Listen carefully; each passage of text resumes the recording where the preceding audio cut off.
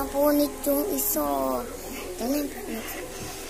Guys, napunit siya. Pagkakuha ko, nagano ko siya. Nagano ko siya. Nasabit siya sa kamay ito. Kasi gawa to ng kaklase ko.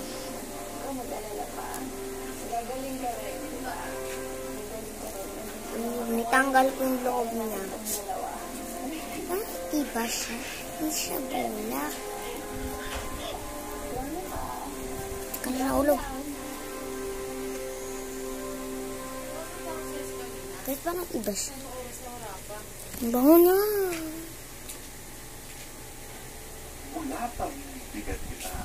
Parang ganito pula.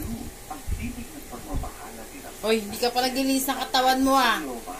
Diba? Hindi ka nga naglilinis kanina, pinapagbihis kita eh. Wala ka na tayo narinig, no? Bihis ka doon, ang damit mo.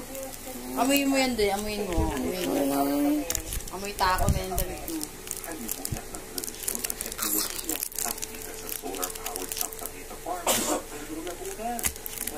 Ay.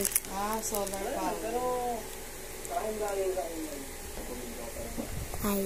Paglaw ka